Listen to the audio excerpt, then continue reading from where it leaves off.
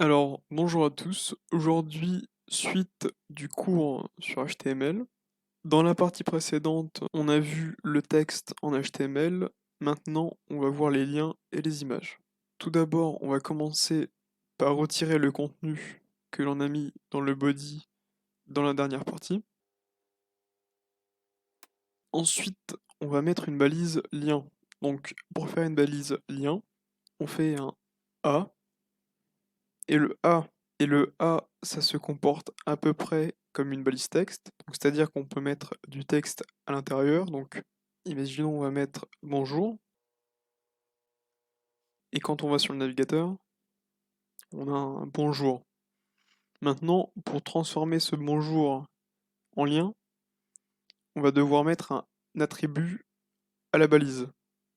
Donc, en HTML, les attributs, ça sert à personnaliser la balise et à donner des informations.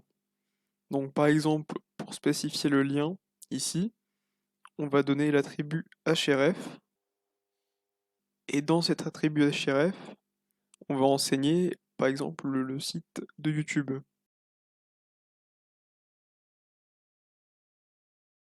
Donc au final, on a mis le site de Google pour plus de simplicité.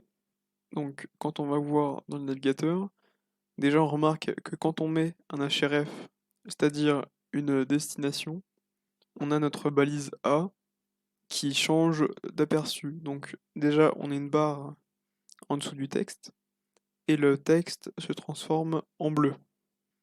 Et quand on clique dessus, on atterrit sur le site de Google.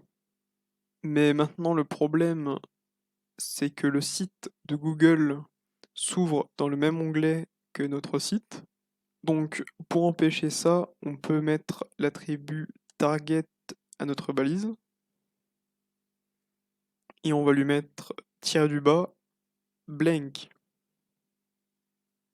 On sauvegarde, on regarde sur notre site.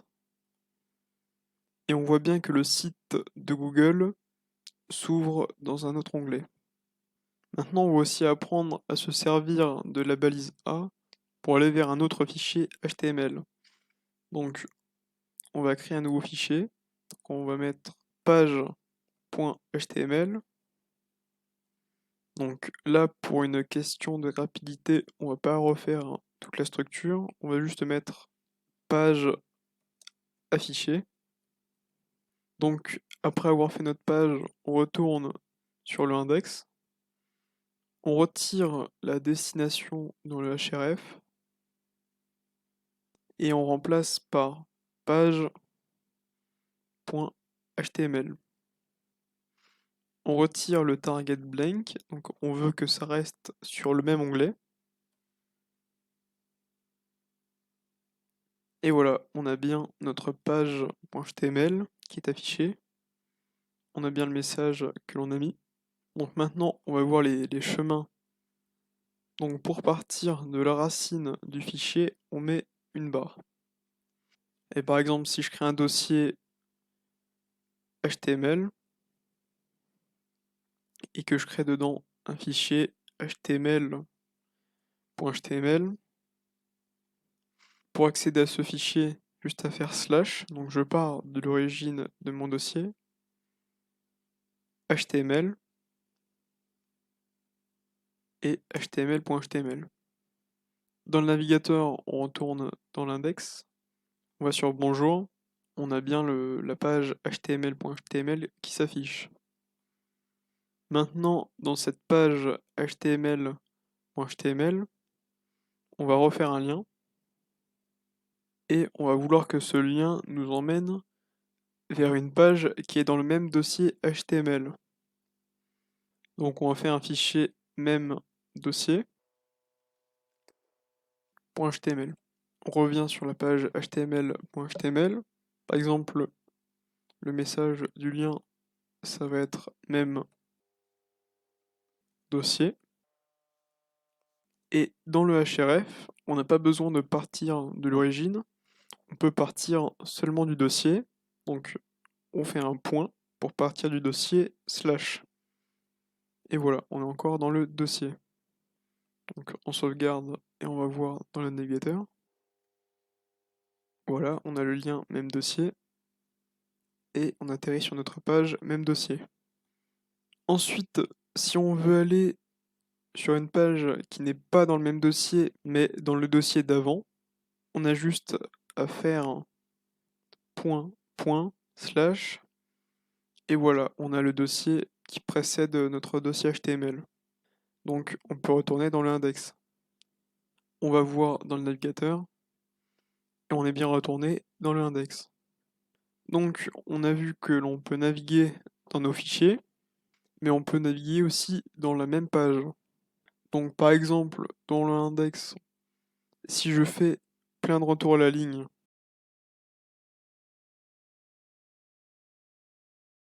et que je mets par exemple un paragraphe à la fin, avec bonjour tout le monde,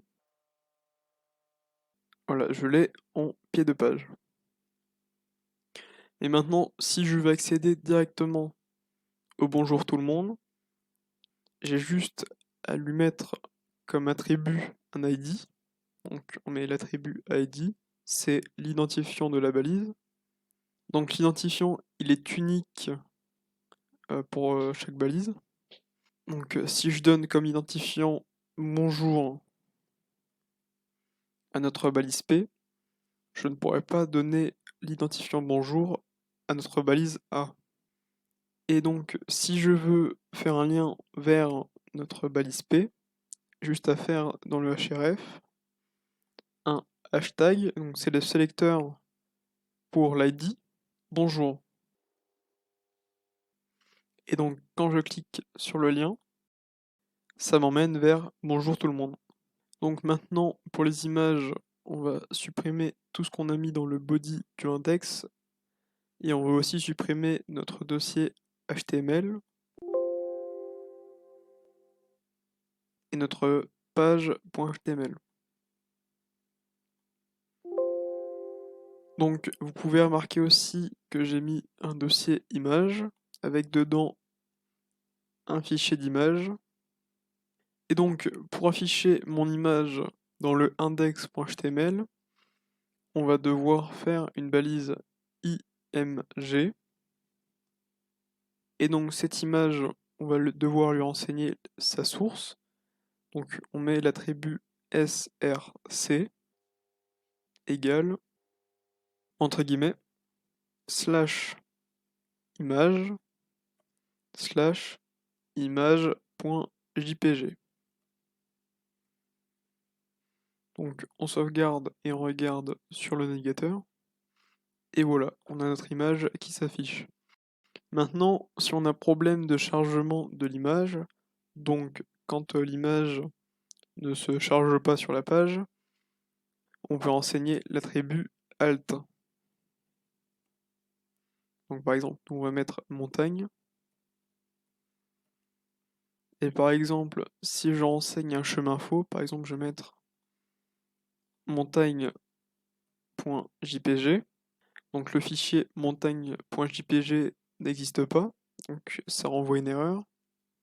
Si on regarde dans le navigateur, ça va nous mettre un symbole d'image et montagne. Ça permet d'indiquer aux visiteurs du site qu'il y a une image de montagne, mais qu'on ne peut pas l'afficher. Maintenant, on va pouvoir combiner ce qu'on a pris avec les liens et avec les images.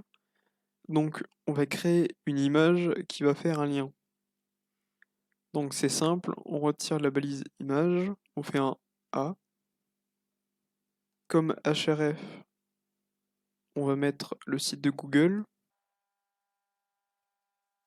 Et comme contenu du lien, on va mettre une image. Donc, on remet la source image.jpg et on met un alt montagne pour indiquer que c'est une image de montagne. On sauvegarde. Et donc on voit que quand on a le curseur sur l'image, le curseur change.